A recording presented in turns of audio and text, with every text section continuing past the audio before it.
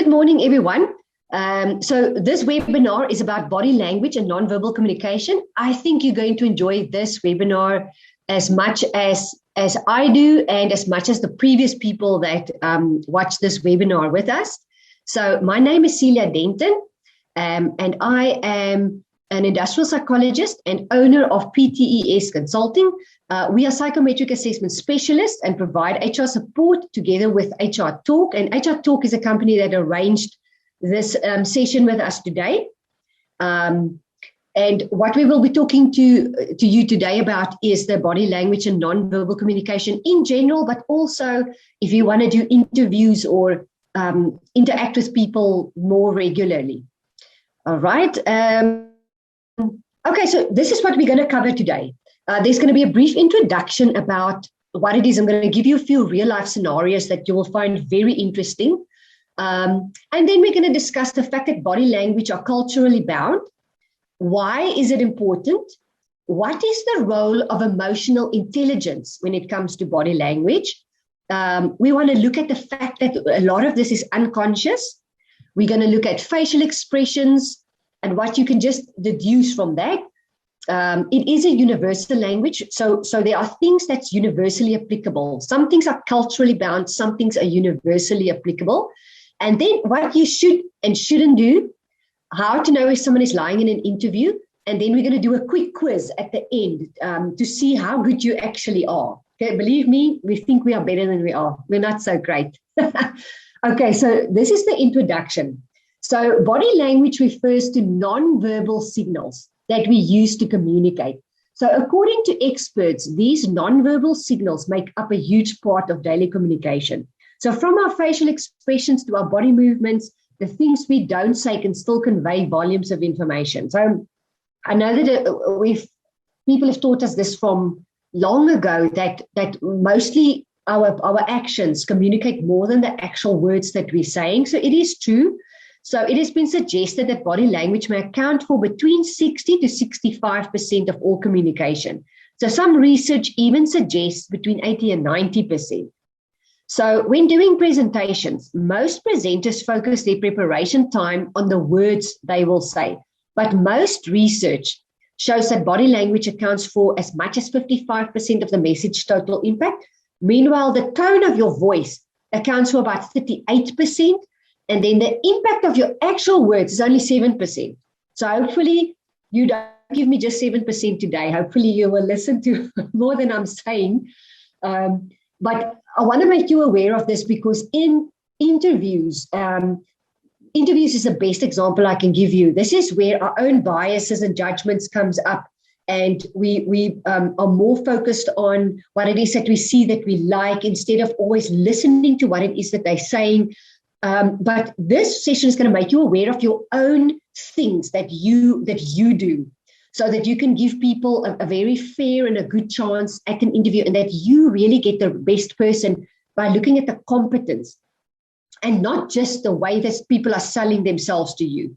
So the first thing we're going to do today is create an awareness within you of what it is that you do and what it is that other people do that can make you better. But if you don't have an awareness, it's not going to help you much. So we want to create the awareness today.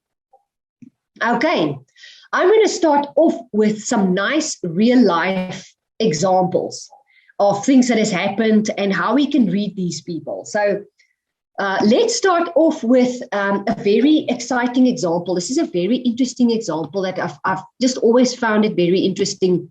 So this is the Michael Peterson case. He was known as the staircase killer. So I don't know how much every one of you know about this particular case, but Michael Peterson, this is the man right here in the middle. This is the man right here in the middle, and to his left, this was the wife that died. And of course, the rest is family. Sorry, I keep on pressing the wrong button. So this is Michael Peterson here, and this is his wife. So Michael Peterson is an American novelist who was convicted in 2003 of murdering his second wife, Kathleen Peterson, on December 9th, 2001. So in December, she was found dead at the bottom of the staircase in their home by Michael, and he claimed that she had fallen accidentally, and he discovered her too late to save her life. Now, I think why people start becoming suspicious is because his previous wife also died. She was also found at the bottom of a staircase, but she was really found, I think she had a heart attack or a stroke or something like that, but she died, but it was a heart attack. It wasn't falling or anything weird like that. So what has happened with the wife that he's here with, the lady right next to him here, they found deep, fatal lacerations to her head. And it was very interesting because it looked like she was hit by one of those sticks. I think you call it a poker that you use in a fireplace. So the lacerations looked exactly like she was attacked from behind. She fell down the stairs and there was blood all over the place. It was too much blood for someone just falling down the stairs. So in short, to just tell you, for those of you who don't know, they said that he hit her with something and she fell and died. The problem was for someone that was hit by something, his skull wasn't crushed and it didn't make sense. End of the day, because he got a plea bargain and he was going to get out of jail very, very soon because the case just did not look good for him.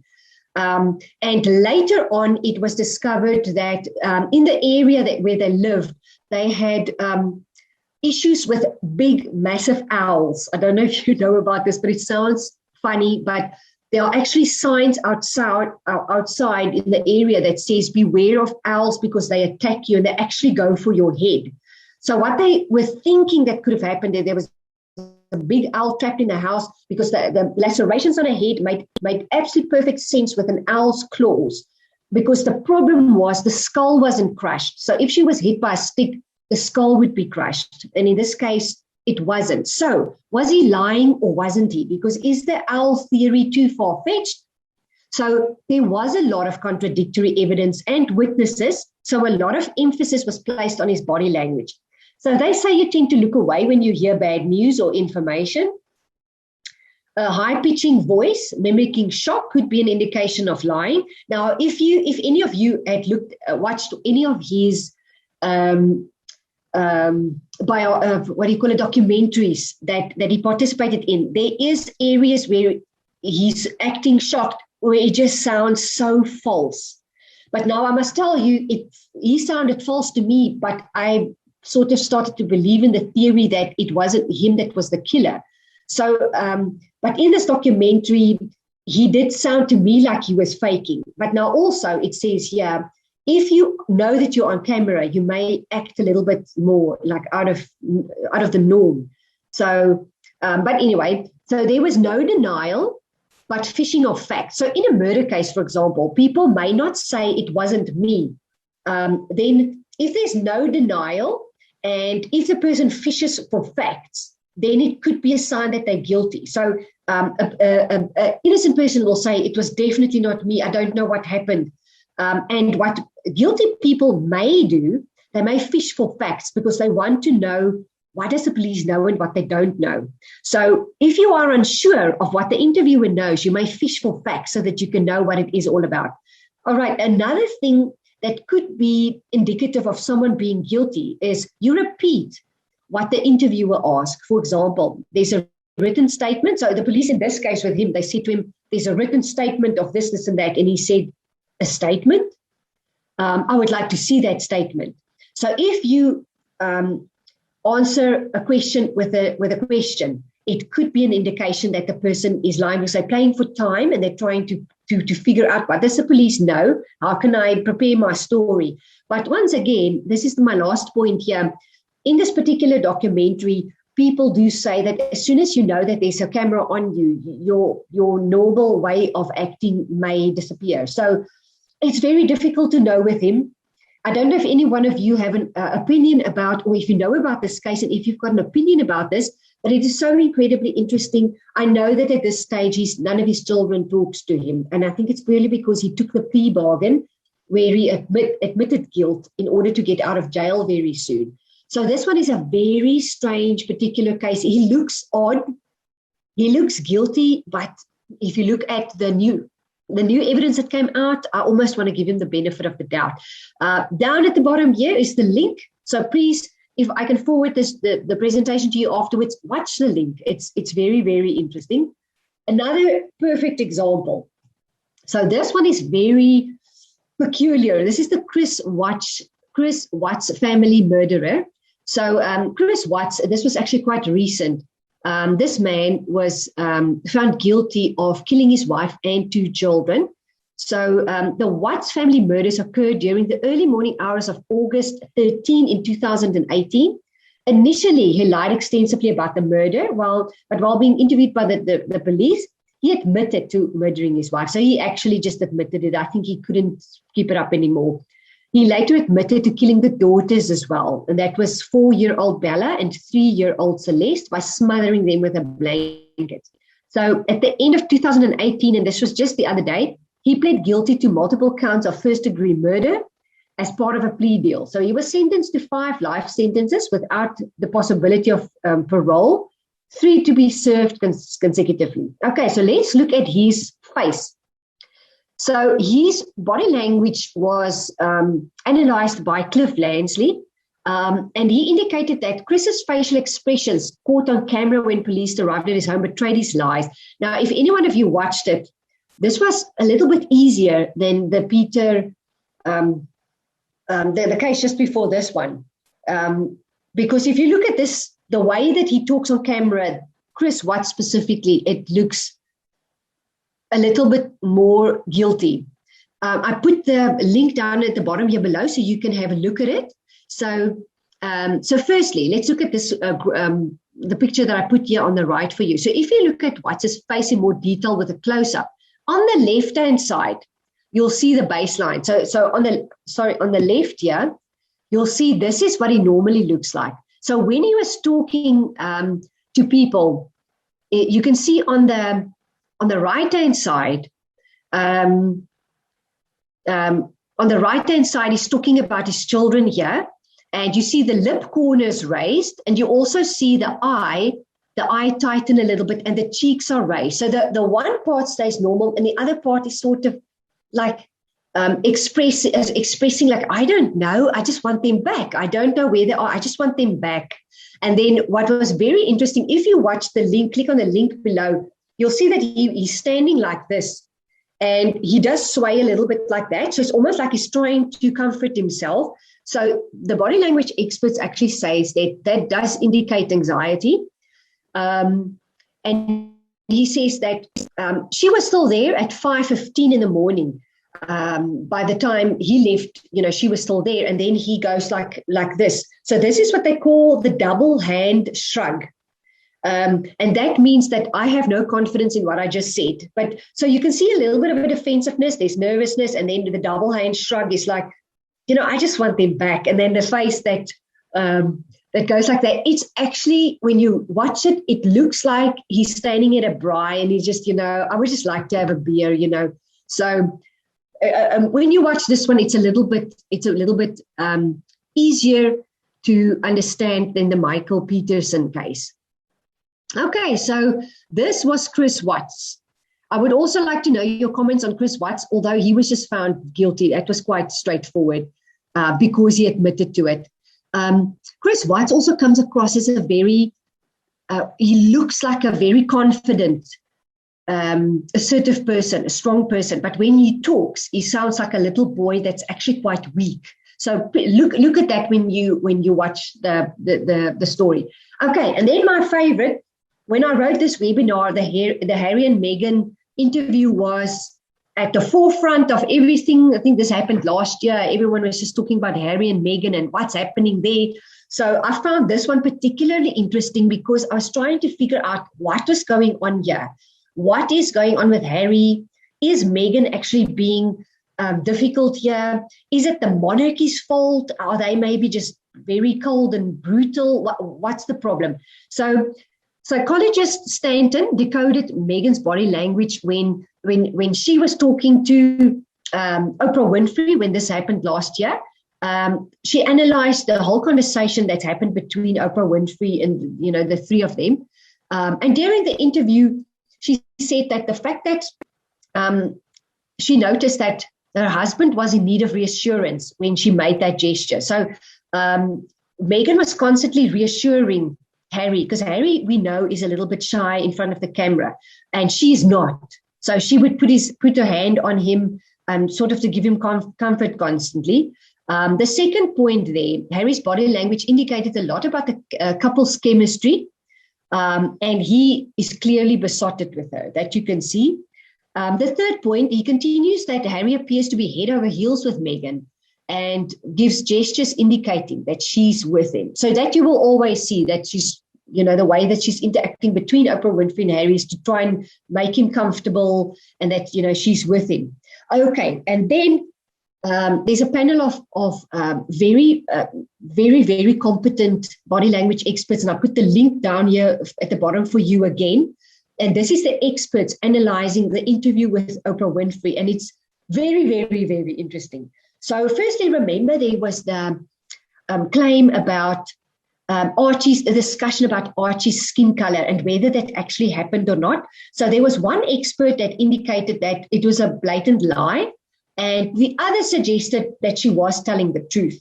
Now, I can tell you in my experience, what I found with people, analyzing people's behavior, looking at what people do, what normal people do, often they take the truth. And when they lie, they'll take the truth. There will be parts of truth that they then sort of change and adapt to suit them. So that's what normal people would do. If you are a compulsive liar or there's something really wrong with you, you may make up everything and it will be total made up lies. But normal people, what normal people tend to do when they get nervous or anxious or want to get out of a situation or win an interview or whatever, they will take the truth, and from there on, they will adjust it a little bit. So in my humble opinion, I'm not an expert at all. I think what happened here is something was said about cultural differences in that. And I think the story was sort of given a little bit of a tail, and it was sort of adjusted and adapted a little bit. There was information that came out way afterwards. I don't know if you heard this, where apparently there were discussions about cultural differences, and that the two of them must just be aware of cultural differences, and not cultural differences just between the individuals, the persons where they come from, but their backgrounds. For example, Meghan comes from a Hollywood actress background that's very limelight out there. His is totally the opposite. Plus, he's actually had a very strong tendency to always want to be alone and not be in the limelight. He actually mentioned one day that he would like to go and live in a small little house in Africa somewhere. And so those differences were highlighted and apparently mentioned. So I don't know if this all came from there and then it sort of got skewed along the line. I don't know. But I can tell you in my experience, and this is maybe something that you can take from this today, people often will start with a component of the truth and then it sort of gets wangled from there. So parts of it may be true and then it gets wangled from there. Okay, and then the second point that they discuss, the body language experts, is that they say she indicated that she did not look up her husband online. A person telling the truth will usually say, I didn't. Okay, so now it's not always like this.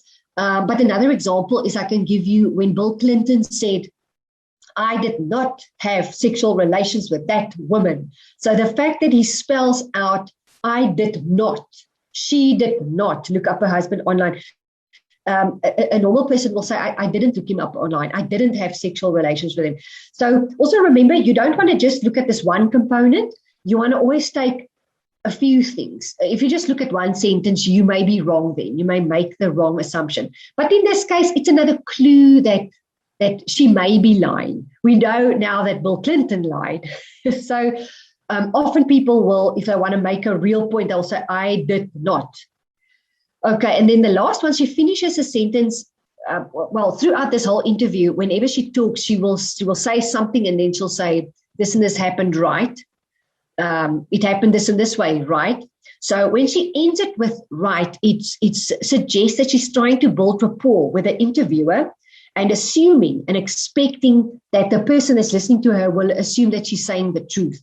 So we know that Americans do use that language quite often. So it may not be an indication that she's trying to manipulate, because the Americans, we hear it on TV a lot where they say it's just and so right. So it could come from there. I know that during this interview, Oprah Winfrey was also criticized for the fact that usually when she interviews, she's very objective and her questioning is very investigative. She asks the questions that we in the audience wants to hear and wants to know. She was criticized in this interview because they feel like she was slightly different here. She actually went along with a lot of things. She just accepted it as the truth. And she didn't ask those typical questions that she would have, like she usually does. So it's a very interesting interview. For those of you who haven't seen it, have a look at it. But the link down below that I put in here for you, this is the interview, but with a panel of experts analyzing the language. So you may find this very interesting. Okay, so that's our examples for today. Now I want to start with talking about things that you can learn from. So body language are culturally bound. So the only nonverbal behaviors that are universal throughout the world are facial expressions. So the expressions of anger, happiness, sadness, disgust, surprise, and fear are basic to all humans. However, the rest are specific to certain cultures. So in some countries, eye contact is considered respectful. So parents tell their children to look at them when they speak because it's a sign that someone is paying attention to them. However, in the Middle East and in Asian cultures, eye contact is to be avoided because it might signal an inappropriate romantic interest. Now, interestingly, a romantic interest. I know that in South Africa, some of the Black cultures, you also don't look someone in the eye because that's a sign of respect. So it may not be a romantic interest, but it's more a sign of respect. I think South Africa has come a very long way. If we look at how we used to have interviews, the handshakes that always needed to be firm with eye contact. And then we learned with time that the cultures, all of them have different ways of doing this. It's not just the way that the one culture wanted it to have done. So the more we know, the better we can read our people and the better we can understand them and employ the best people. So I think we've done a lot of progress there. And then, moreover, certain hand signals means different things in different cultures. For example, in America and even South Africa, giving the thumbs up is a positive sign. If you do this in India, it's the same as giving someone the middle finger. So there is a difference there as well. So why is body language important? So research shows that we make crucial decisions about one another, subconsciously evaluating an array of nonverbal cues within the first 7 seconds. Become aware of your own judgments and biases. And this is why I'm mentioning this. Once we meet someone and there's something that you don't like, maybe the soft handshake or someone looking there instead of over your eyes, you can make a judgment about that person, whether they're likable or unlikable, powerful or submissive. But then you view everything through that filter. So become aware of your own biases, your own things that you may do that is wrong. But also don't ignore your intuition. Please don't have a balance. You actually just want to be aware of everything. What your intuition is telling you, maybe something is bothering you about the person, but also be aware that you may not like it when someone doesn't look you in the eyes. So be aware of all of them and then make an informed decision from there. So 2 people can send over 800 different nonverbal signals in a 30 minutes negotiation. So if you focus on the verbal exchange alone and ignore the nonverbal element, you stand a high chance of coming away from a negotiation wondering why in the world your brilliantly constructed bargaining plan didn't work the way it was supposed to. So did you know this? It is just good for you to know that there are so many cues being sent that we don't even know about. So 800 nonverbal signs in a 30 minutes negotiation, it would then be more if you have an interview of 45 minutes long. Something that will really, really help you in an interview process is to use a competency-based interview set of questions. This will minimize some of these things that you're seeing here, and you will be able to focus on the correct things.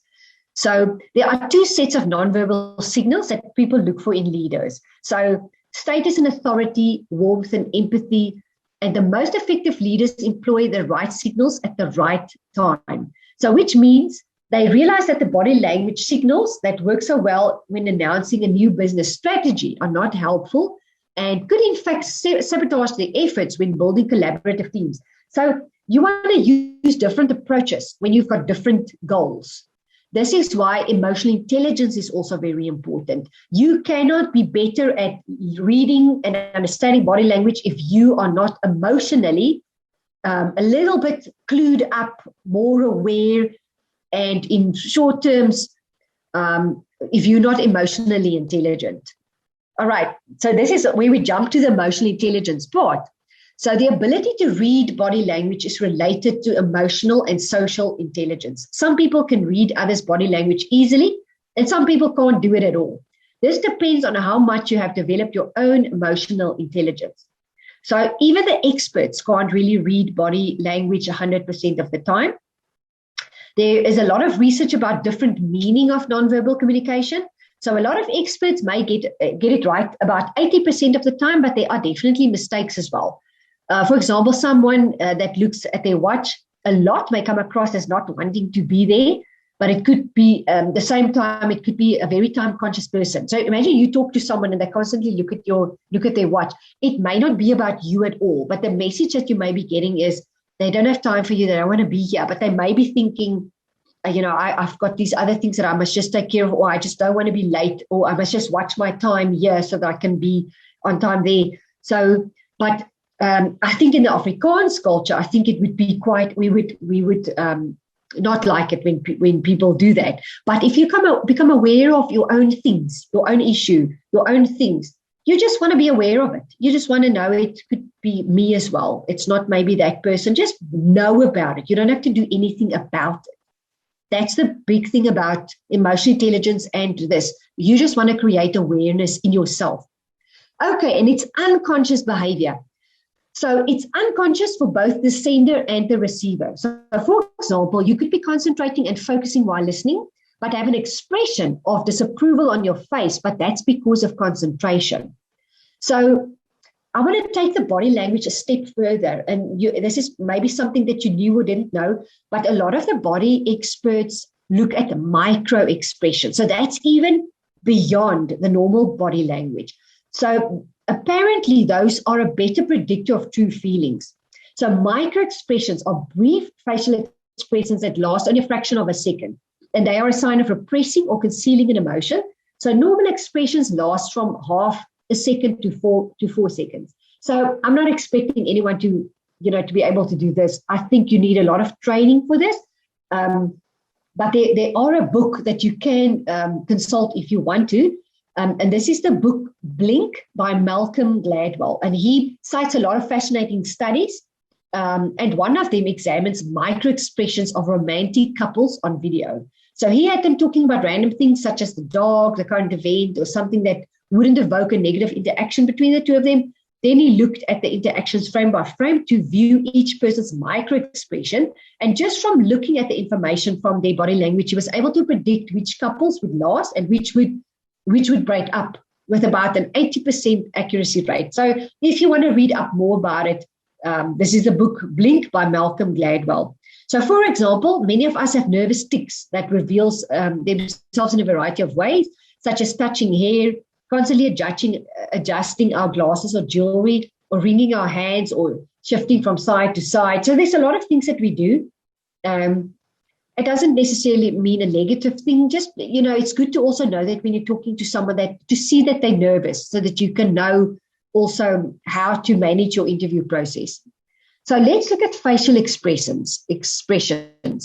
So understanding body language is important, but it is also essential to pay attention to other cues such as context. So in many cases, you should look at signals as a group. So remember, I mentioned this to you before. You have to look at a variety of things. Don't look at one thing and say, this guy's lying. You want to look at the facial expression. You want to look at the words that they use, the hand gestures. There's a lot of things. You want to look at a variety of things, and don't just make up your mind and throw the person out because you pick up some things.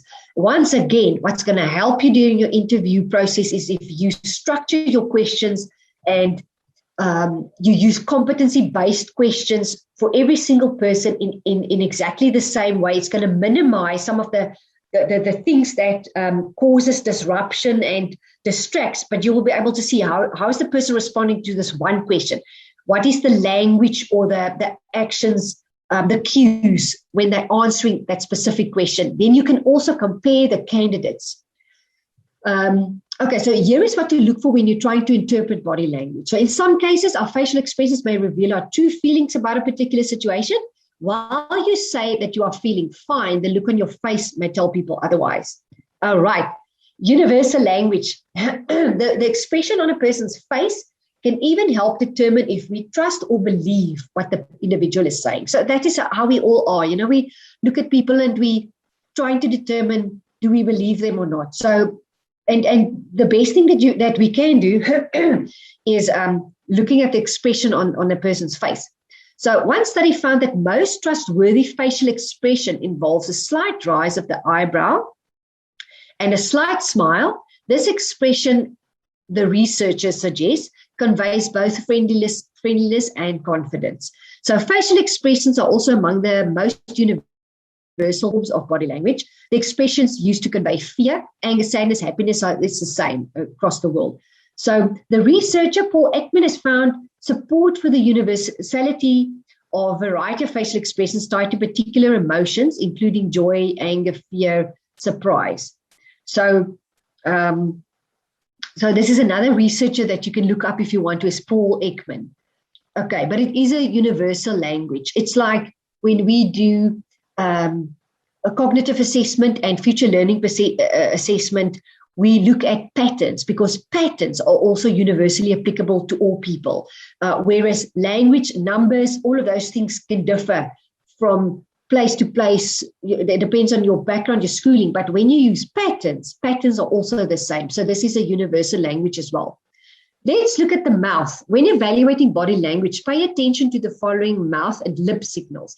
So pursed lips. Tightening the lips may be another indicator of distaste, disapproval, distrust. Interestingly enough, Chris Watts would say something and then he'll go like this, almost like he's trying to swallow what he just says, as if he wants to hold it back, as if, watch people when they do this. Some of you are going to laugh at me now, but I watch the Judge Judy show quite regularly. I just watch it when I just want to think of nothing and I just want to relax. And I've learned from there how people lie. And it's so true. Someone will say something and then they'll go, oh. So look at that. But of course, look at that one thing together with a whole bunch of other things. Lip biting. People sometimes bite their lips when they are worried, anxious, or stressed. And you know, remember also, it's normal to be stressed in an interview. Don't penalize people for being stressed in an interview. You should actually help them to be relaxed so that they can answer your questions confidently or competently. So don't hold it against people. If you can see that they are stressed, I would rather use that to help them. Covering of the mouth. When people try to hide an emotional reaction, they cover their mouth. You'll also see when people don't want to really say what they want to say, they may go like this and they may actually talk like this. So it's also sometimes when they want to hide something. So be aware of that as well. So the pursed lips, you see this a lot like that, and then covering the mouth when they talk like that. It may not mean anything, but pay attention to what they are saying as well at the same time when they're doing that. So turned up or down. Slight changes in the mouth can also be subtle indicators of what a person is feeling. Where the mouth is slightly turned up, it may mean that the person is feeling happy, optimistic. On the other hand, a slight downturn can be an indicator of sadness, disapproval, even outright grimace. So be aware of that. So but look at all of these things together. So if you present information or if you go to an interview, this is what you can or shouldn't do. So most of the most common questions people have when it comes to body language, what do I do with my hands? And one of the most common things people do is to cross their hands in front of them. So this is not only does it send a message of defensiveness and unapproachability, but it also betrays nervousness and lack of confidence. To send the opposite message, open your chest and your arms and sit straight up with your hand up. But now also remember, when you're in an interview, you'll remember when you also go to an interview, even though you're the interviewer now. If you go to an interview, it's almost like, when you want to try and just conceal your nervousness, or you want to comfort yourself, we go like this, we cross the legs and the arms to try and control. It's sort of almost uncomfortable just opening it up. But try to do that. That shows confidence, and it shows an awareness. Relax your shoulders. It would also be very interesting for you if you interview someone and you ask a specific question and the person then goes like this. Then it could mean that they're preparing themselves for something that they don't know.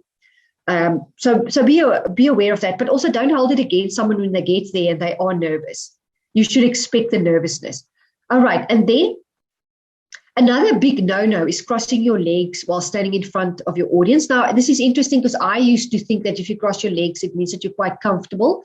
But this is perceived as lack of professionalism and sometimes even nervousness. I think if you cross your legs and the arms at the same time, that's very quite closed off.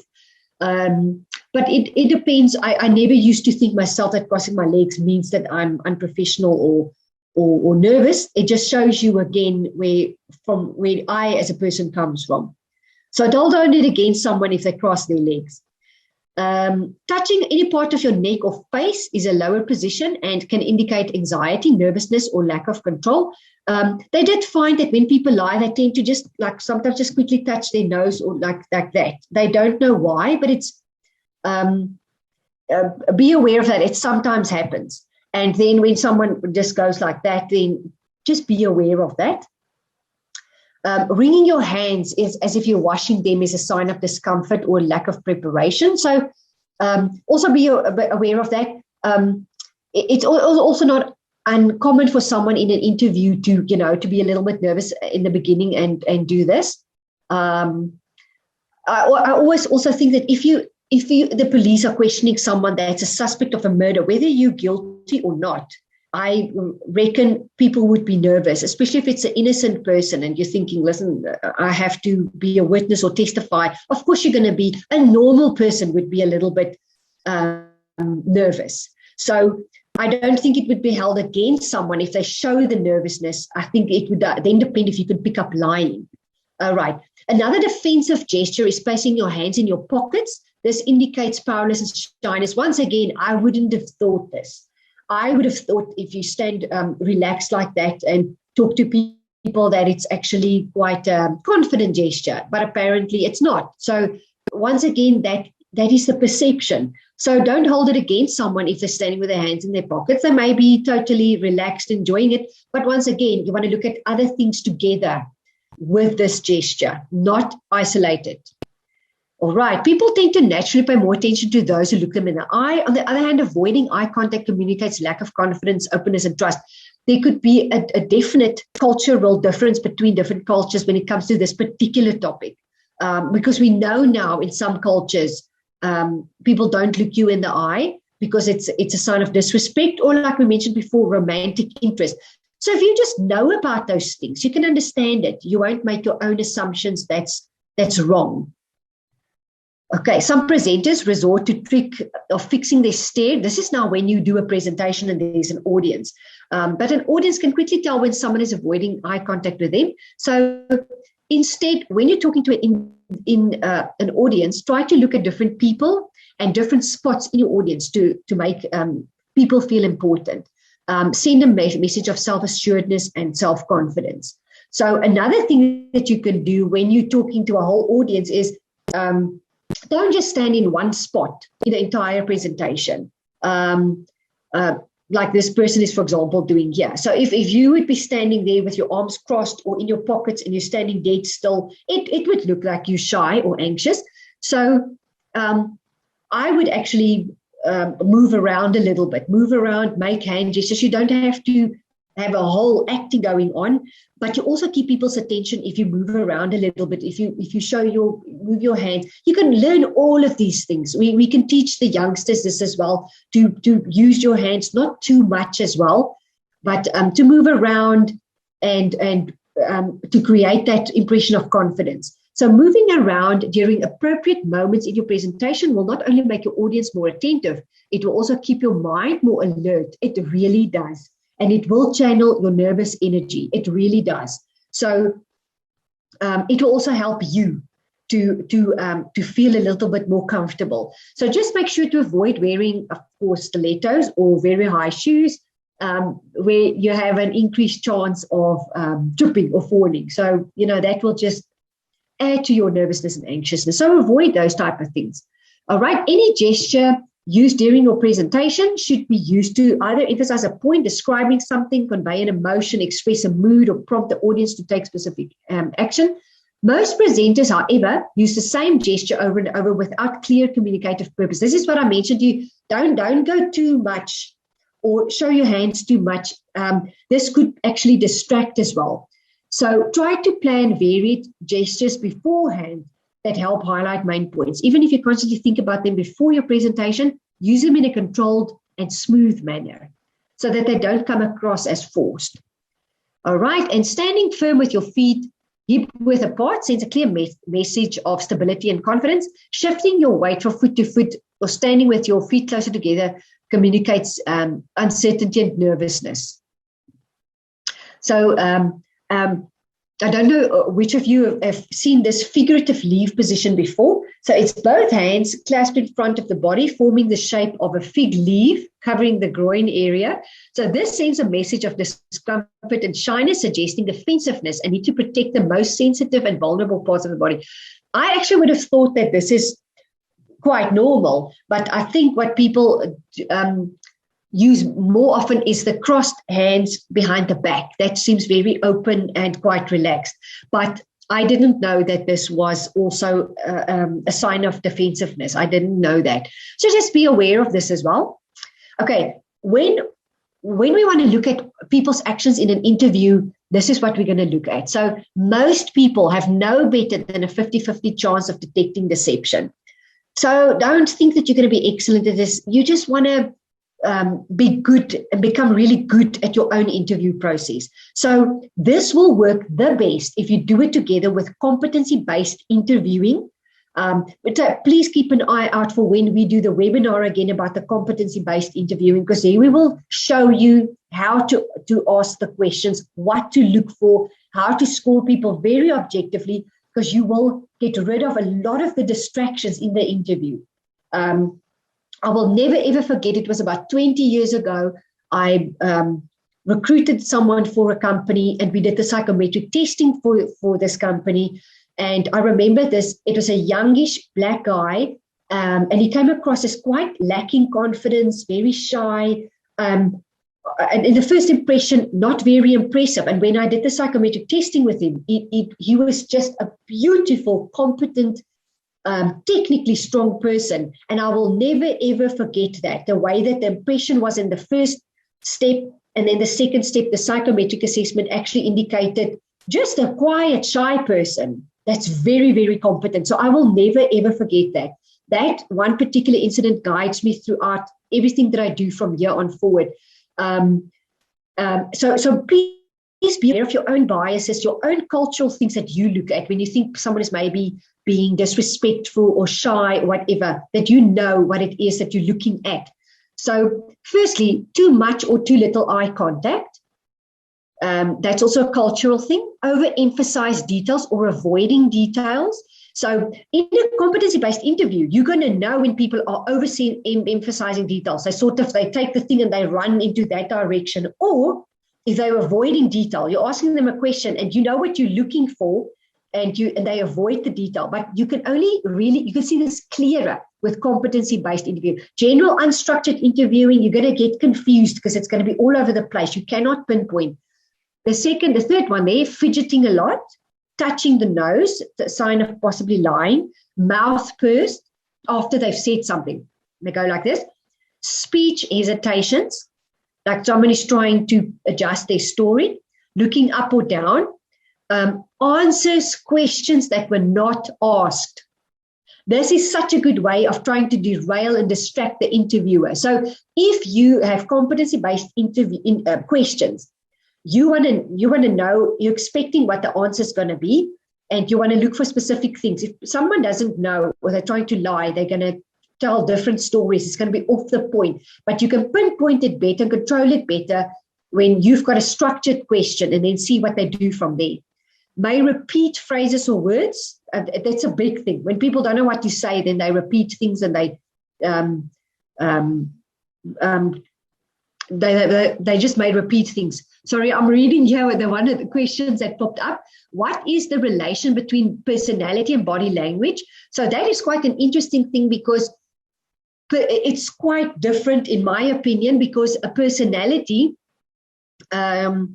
is habits that's also forms patterns in a person that's quite stable, and it's similar to other people. For example, you'll see introverted people have similar things that you always see. Extroverted people have got similar things that we always see. But body language is the way that your body acts.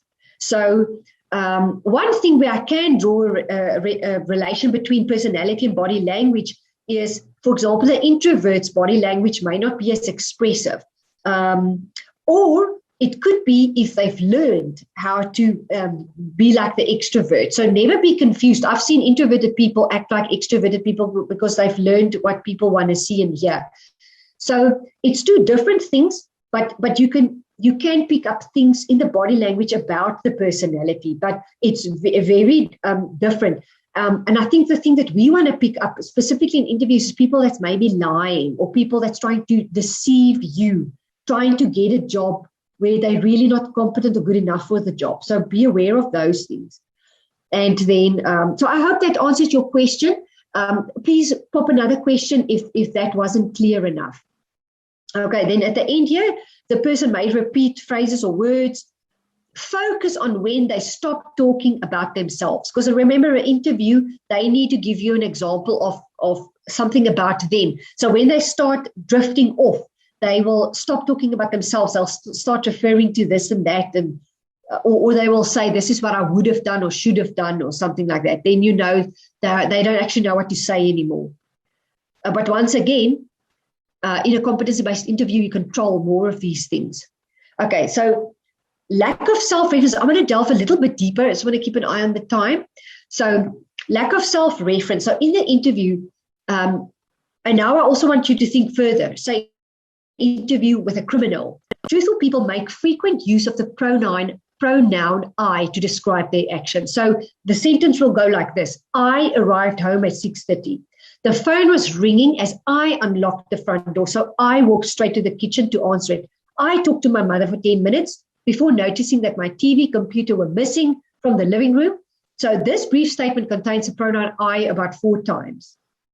Deceptive people often use language that minimizes reference to themselves because they want to reduce self-reference and describes events in the passive voice. So you will also hear in police interviews that people will maybe start with I and then they will drift off.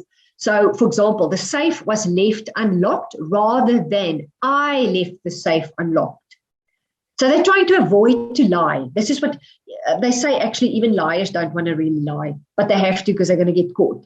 So the shipment was authorized rather than I authorized the shipment. So they're dodging, avoiding. Another way to reduce self-reference is to substitute the pronoun you for I. So another way to reduce self-reference is to, sorry, I just said that. But the question, can you tell me more about reconciling the bank statement? So this is a very good example in an interview. Can you tell me about reconciling the bank statement? And the answer is, you try to identify all the outstanding checks and deposits in transit, but sometimes when you're really busy, you just post the differences to the suspense account. So can you see that they unsure, they're vague, they don't want to actually refer to themselves because it didn't really happen. That's not what they really did. So when you ask a competency-based question, they must say, I did this, and this is how I did it, and whatever. So when people start getting vague, then you know it's probably not them. They don't have an example to refer to. Verb tense. So truthful people usually describe historical events in the past tense. Deceptive people sometimes refer to the past tense as if it was occurring in the present. So describing past events using the present tense suggests that people are rehearsing the events in their mind.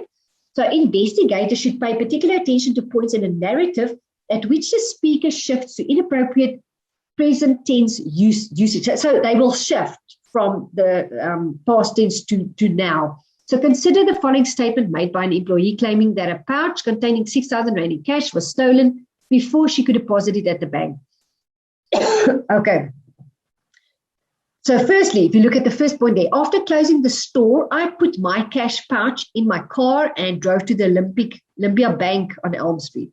It was raining hard, so I had to drive slowly. I entered the parking lot and I drove around the back to the night depository slot. When I stopped the car, I roll down my window. A guy jumps out from the bushes and yells at me. Can you see at this point, the person starts talking about as if it's in the present. So they've changed from what I did to the present.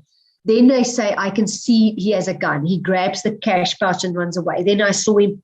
He was headed towards south. So they start with what I did, and then it changes to the present tense. You will see this in police interviews. It's very, very interesting, but you have to be very aware and pay really good attention. So another thing is answering questions with questions. This is something that I see on, I'm sorry to say, the Judge Judy show when I do watch it, is when they get asked a question and they say, why would I steal from my own brother? Do I seem like the kind of person who would do something like that? Don't you think that somebody would have been pretty stupid to remove cash from their own registered drawer? When people answer a question with a question, just be aware of that. Equivocation. The subject avoid an interview's question by filling in his own statements with expressions of uncertainty. So then they use words like, if you look at the bottom there, non-committal verbs like I think, I believe, I guess, I suppose, I figure, I assume. Equivocating adjectives and adverbs are sort of, almost, mainly, perhaps, maybe, about. And then vague qualifiers is they will say, you might say, or more or less. So you're not affirming, assertively saying, this is what's happened. You say, assuming, I think so, most of the time. So when they vague. And then oaths. So I had a friend who told me that his wife had an affair, and just before she was caught out, she said, I swear on my children's lives. So when people go sort of over, above what is necessary, then you know they could be lying. So as I swear on my honor, or God is my witness, cross my heart. And remember now, don't look at the one particular thing. Look at a whole bunch of things. But when people sort of over promise, over try to convince, it could also be a lie. So the oaths. Euphemisms. Many languages offer alternative terms for almost any action or situation. So statements made by guilty parties often include mild or vague words rather than their harsher, more explicit synonyms. So euphemisms portray the subject's behavior in a more favorable light and minimize any harm the subject's actions might have caused. For example, you can look for euphemisms such as missing instead of stolen, borrowed instead of took, bumped instead of hit, warned instead of threatened. This is also something that you will pick up when people try to make themselves look a little bit better. Alluding to actions. So people sometimes allude to actions without saying that they actually performed them. So consider the following statement from the employee who was questioned about the loss of valuable data. I try to back up my computer and put away my papers every night before I go home. Last Tuesday, I decided to copy my files onto the network drive and started putting my papers in my next drawer. I also needed to lock the customer list in the office safe. Did the employee back up the computer? Did she copy the files onto the drive? Did she put the papers into the desk drawers? But can you see that the person uses very vague terms, like they're alluding to an action. So I tried to back up my computer. So did they or didn't they? I try and put away my papers, or I should put away my papers before I go home. So they're very vague in terms of what it is that they did do. All right. And then when someone is lying in an interview, so eye movement, a candidate's eye movement can tell a lot about their truthfulness. If a candidate won't look in the eyes, they may be trying to hide something. But once again, we determined that it could be a cultural thing. When someone is lying in an interview, their body movements may signal that they are lying. If a candidate is fidgeting a lot, they may be lying, or shuffling their feet, moving their legs. It could also be a sign of nervousness. Sudden movements may also be a sign of lying. So maybe just suddenly going back like that. Be aware of that. Lip biting, we also spoke about that earlier. And also look for gestures that conflict with what the candidate is saying. For example, a candidate confirms that they have 10 years experience and excel in job duties, but while the candidate is saying that, they're shuffling their feet or shaking their head. This may be tell you that the candidate's lying. So a lot of times when people are supposed to answer yes, they'll say yes. Or if they have to say no, they will say no. So they do the opposite. That is a very important sign of lying. So changes in voice. Just because of the time, I want to jump through these quickly because I want to do the quick quiz with you before we run out of time. So this one is just listen to the candidate's voice as it pitches up and down quickly or changes quickly. Pay attention to what the candidate actually says. So listen for details in the candidate's response. So there may be a lack of details. It may be because the candidate doesn't have real information. So once again, you'll pick this up in a competency-based interview. I'm not going to do that. Okay, I just want to do the quiz with you before our time is up. So try and answer this because I had quite a few wrong and maybe there are things that you didn't know. So look at this picture. What does this man's body language portray to you?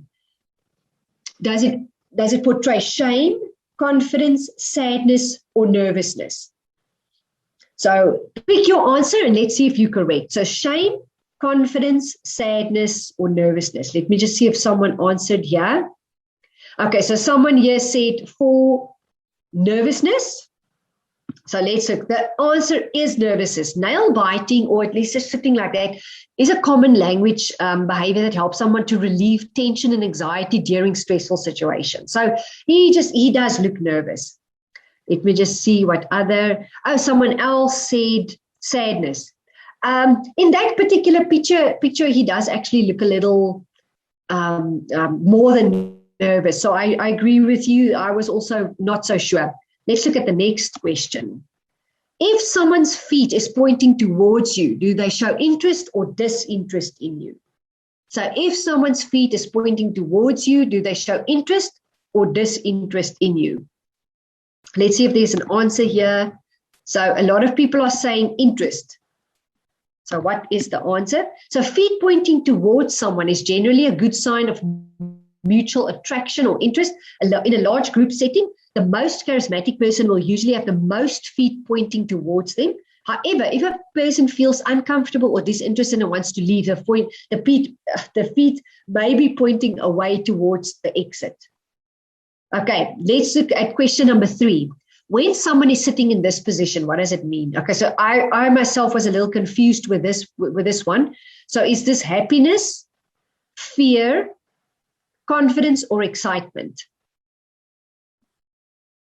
Okay, so if you have the person sitting forward like this with their hands like this, what is this? Happiness, fear, confidence, excitement?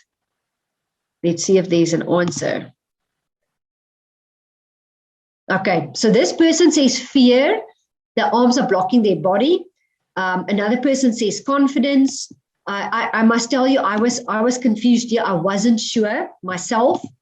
So in this case, the answer is confidence. I think it may depend on the facial expression as well. The hand gesture is called steepling. So steepling occurs when someone is typically feeling confident and in charge. The higher someone holds the steeple, the more confident they feel. So the longer they sit like that, the more confident they are. You will rarely see steepling from a subordinate in front of his boss or someone who's unconfident in what they are saying. If someone is steepling in a sales negotiation, they may feel like they have the upper hand. Let me see if there was another. Okay. Yes. Okay. Question number 4. Okay. Tell me, is this a genuine smile? So remember, we did say that a normal good expression is slightly raised eyebrows, the mouth corners slightly raised. So this one for me was confusing because this could be fake, but then again, maybe he's just also happy. So a lot of people here say no, this is not a genuine smile. Let's see. This smile is fake. So a real genuine smile typically have an indicator as known as the Dasheen marker. This is the little corners of the eyes. You know, when we talk about the crow's feet. So a genuine smile will have little crow's feet here. If a person's smiling but lacks this indicator, they may be smiling just to be polite or even faking it. So, okay, so most of you say no, it's fake. Let's do another question. What does it mean when someone puts a pen, glasses, or nails in their mouth when talking? So what do you guys say? Let me see if there's any answers here. All right, so someone is saying that's nervousness. Do we have any other answers? So nervousness, someone here said giving thought, contemplating, nervousness, anxiety, blocking the truth. So can you see you can actually interpret this in many ways? Another person here said unsure. So they do say that when people put objects near their mouth, they may be anxious, tensed, or stressed. So I think it would also depend on the larger picture. If someone could be sitting like this and attentively listening or in thought, but I think it would depend on other things as well. You will be able to pick up if it's only stress or tenseness. Let me see if there was any other responses. Someone else here said thinking, playing for time. Yeah, so I agree. I wasn't sure. I thought it shows someone that's really trying to, listening. But you can see anxiousness there as well. Okay, question number 6. Which part of the body do people touch to indicate sincerity? Okay, so look now closely at the pictures. Which part of the body do people touch to indicate sincerity? Okay, let's see here. Okay, so most people here say number 5. And I think you are all correct. So this is the answer.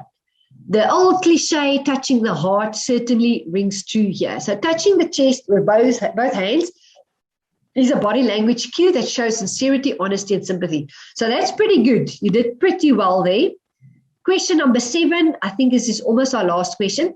Does someone with closed arms demonstrate anxiousness or nervousness? So if you look at this guy now, what does that look like? So there's a lot of people here that says no. Well, in this case, if you look at his face, I don't think that's anxious or nervous. So I think if you take more clues, if the arms were just closed, it would be anxiousness or nervousness. Let me just go to the answer. So crossed arms is a body language cue for many different things. It can mean that someone is angry, in deep concentration, feeling cold, or simply resting their arms. I've stood like this before and someone would ask me if everything's all right, and it was actually because I'm cold. So it does not necessarily means that someone is closed off, but it could mean deep concentration as well. But once again, I think it depends on the facial expression, maybe the feet. It will demonstrate a lot of things. So if you look at the Chris Watts' interview and he stands like that, it's just odd. So you'll see the difference with different people. All right. And then I think this is the last question. Which of the following body language gestures signals anger? So a head tilted downwards, eyebrows lowered, eyes narrowed, mouth to the side, and hands on the hips. Okay, let's see. So people here say it's all of them. Someone said number 3. Some people say number 5. Some people say all of the above. So I think in combination, it could have a specific meaning. But I think if you have some of these things, it could also signal anger. It's not necessarily that someone is going to show you all of them. So let's see. The correct answer is all of them. Yes. Okay, so all of them could be, but then again, whenever you are dealing with someone, pay attention to the rest of the situation as well. Pay attention to, because someone may also just show you 2 or 3 of these things and not necessarily all of it, but be aware of that. Okay, great. So we are finished for today. Please let me know if you've got any questions. I hope I didn't run over time. It's about 6 minutes over time. It's not too bad. But let me know if you've got any other questions on this. We will definitely be sending you this presentation. So you can either speak to HR Talk or you can talk to me directly. Here is my contact details. All right. Are there no questions? Let me see. Okay. I'm glad that it looks like some of you found it to be interesting and fun. So I'm glad about that. I'm glad you listened to me. I've got incredible hay fever, so my brain was very slow today. I hope you couldn't see it.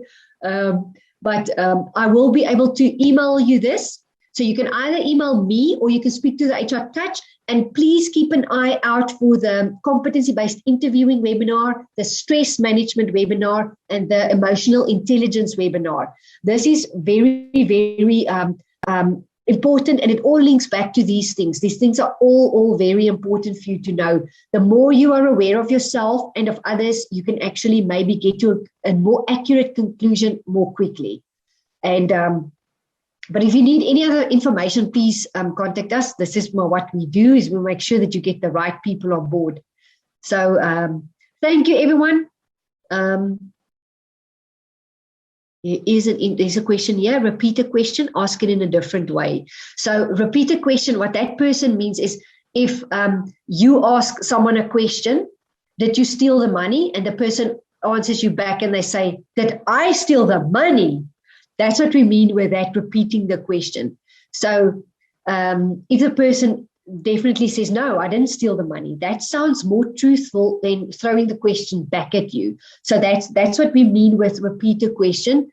So it's not asking it in a different way. It's when the actual person who's receiving the question asks it back to you. All right, but let me know if that makes sense. Or if I can explain anything else to you. Okay, perfect, guys. We're going to see you in the next webinar. Please have a look out for our invitation. Sorry, Celia, I think you have another question from Heidi. It says, if you're not sure if someone is lying, what is the best way to test them? So you can also only do limited things. If you suspect someone is lying, if you controlled your interview process quite well with your competency-based interviews, and there is something that bothers you, you can't pick up, you can't put your finger on it, do not ignore your intuition. I've seen it so many times where people say, but I can't prove anything, I don't know. I would then take it a step further and do psychometric assessment, because psychometric assessment will show you the actual performance. It's going to reflect past experiences. If you do an integrity, if it's a specific position and you look at integrity, you can clearly see if they violated policies in the past or if they've done anything funny in the past. You can also do reference checks, but reference checks are very subjective, but sometimes it's good to give you sort of an indication if you can pick up another vibe there. So although it's not very reliable, you could possibly pick up a vibe over there, do qualification checks, all those type of things. There you can pick up a vibe. And then when you do psychometric testing, that will up your reliability of knowing things up to 60%. So combined, all these things will up your reliability of what it is that you think about the person, but do not ignore your intuition. Even if you don't have facts, rather than do tests or ask more questions or ask them for proof or something like that. But usually when just don't ignore that vibe, that feeling that you get, but do more things to try and figure out who this person is. And remember, South Africa's got the highest rate for people lying on their CVs, I think, in the world. I don't know what it looks like today, but we've got the highest lying on CVs in the world. So please test, phone, ask more questions, do whatever you can. I hope that answers your question. If it doesn't, just email me and we can talk about it again. Any other questions? Any other people who wants to know anything? There's a new question. No, it's just a thank you. Okay. Thank you so much. I'm so glad you guys enjoyed it. You're a great audience. Okay, thank you. I'm going to log off now. Bye-bye.